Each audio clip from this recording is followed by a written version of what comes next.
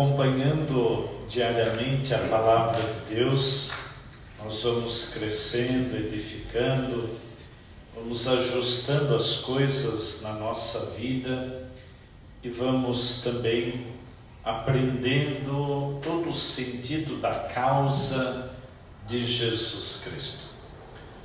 Ontem nós terminávamos o Evangelho ouvindo o desejo do tetrarca Herodes.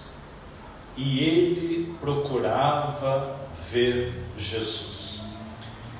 Podemos fazer uma ponte entre o final do Evangelho de ontem e o questionamento de Jesus aos seus discípulos hoje.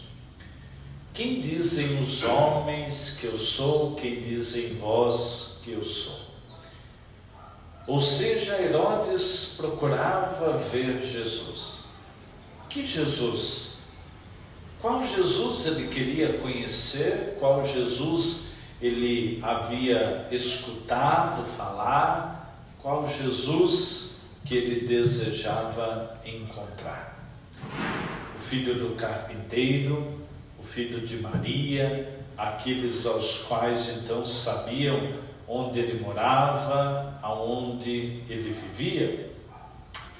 Ou queriam conhecer o Jesus que também realizava os milagres, o Jesus então que transformava vidas, o Jesus que curava, expulsava os demônios, o Jesus que restituía a vida?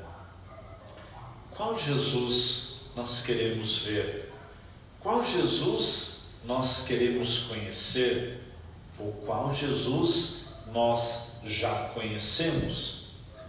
Por isso, nós podemos pensar a partir do texto do Evangelho, quando nós ouvimos que Jesus estava em oração com os seus discípulos.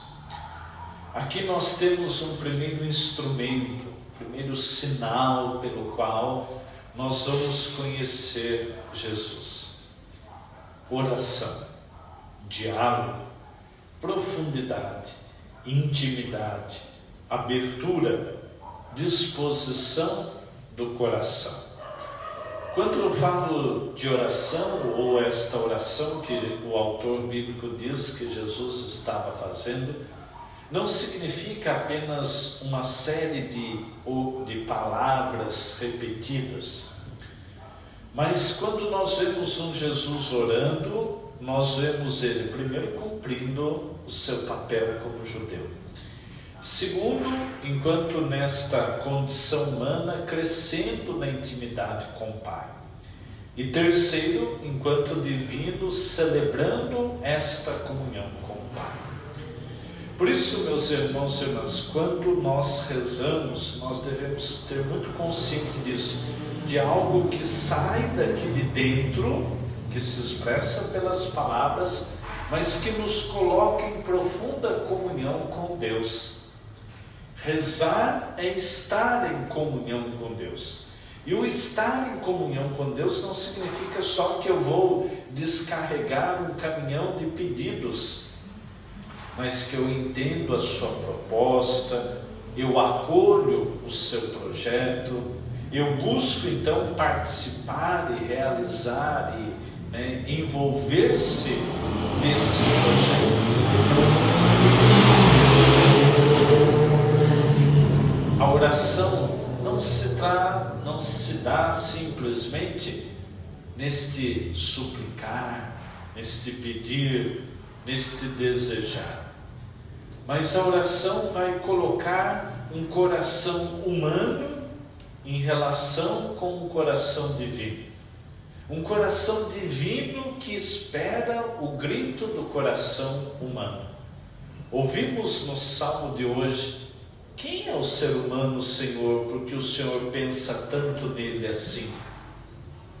E a gente vai descobrindo isso através da oração. Quando a gente sente que está criando raízes, quando a gente sente que está crescendo, quando a gente sente que produz frutos, quando a gente sente que se envolve da causa de Jesus Cristo.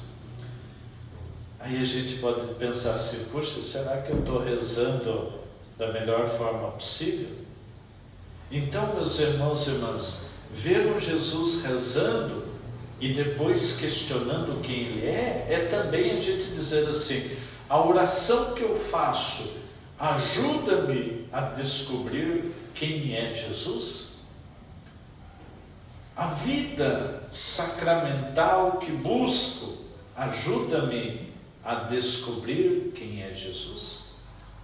Por isso Ele vai se revelar na oração. Uma segunda forma de conhecermos Jesus é através da prática sacramental. Quando a igreja realiza os 7 sacramentos, é o próprio Cristo quem realiza. É o Cristo quem batiza, é o Cristo quem perdoa, é o Cristo quem oferece a Eucaristia e assim vai. Por isso, meus irmãos e irmãs, não busquemos os sacramentos apenas como um preceito, como algo que Deus está lá, eu vou nessa prateleira, pego, uso, mas também ver nos sacramentos esta forma do conhecimento de Jesus. É muito bom quando a gente conhece alguém que nos faz bem. É muito bom quando a gente conhece alguém que nos questiona.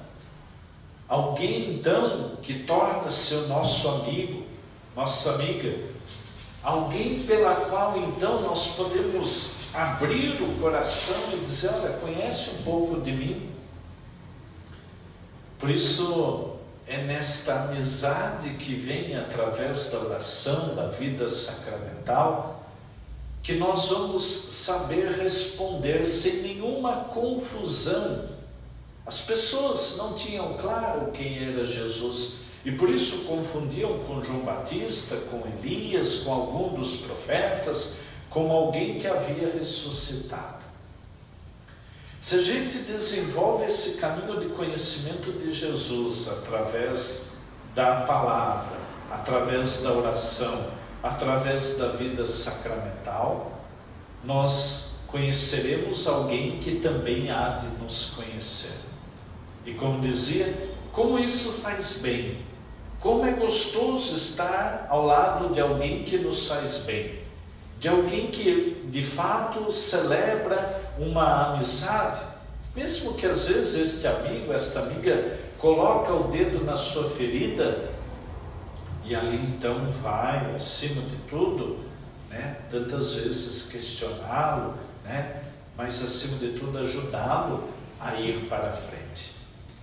Quem é Jesus? É esse amigo? É esse ao qual conheço? É esse ao qual me permito conhecer? Quem é esse Jesus que então sigo? Quem é este Jesus que abraço?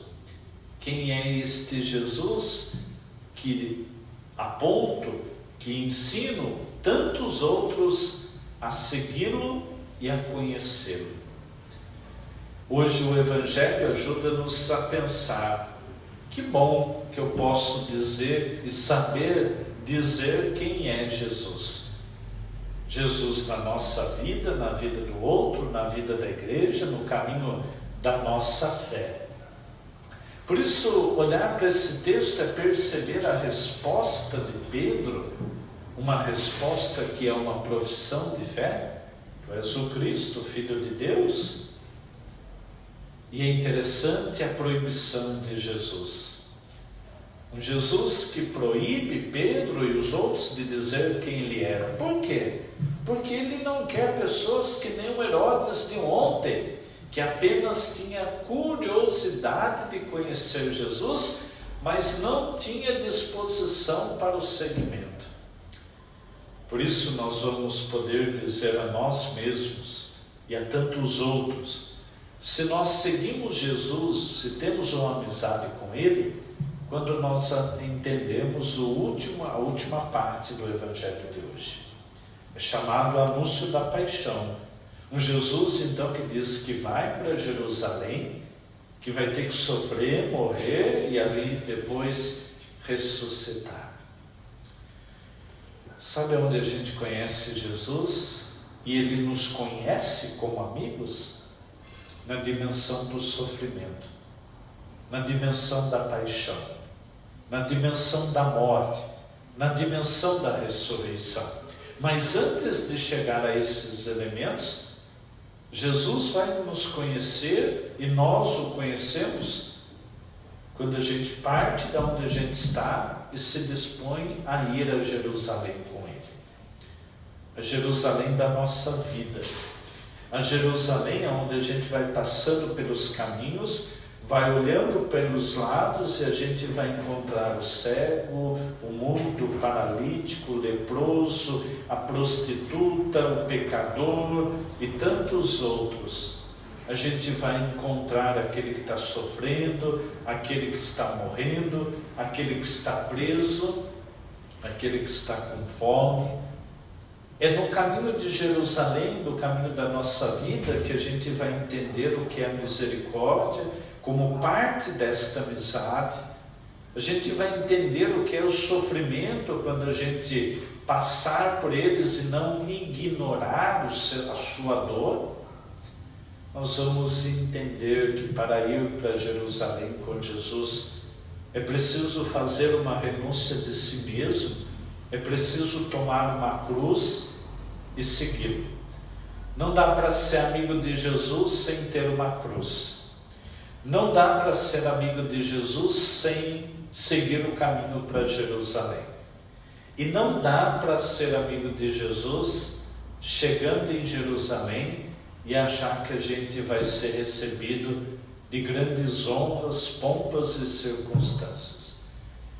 Quem chega em Jerusalém com Jesus vai chegar e vai estar disposto ou vai aprender que estar lá com Ele, com o amigo, é sofrer, é apanhar, é ser condenado, é carregar uma cruz, é ser pregado nela, é morrer, é cair nos braços da Virgem Maria, é ir ao mais profundo da terra, nas sepulturas, mas acima de tudo, ser amigo de Jesus é poder ter a certeza da ressurreição.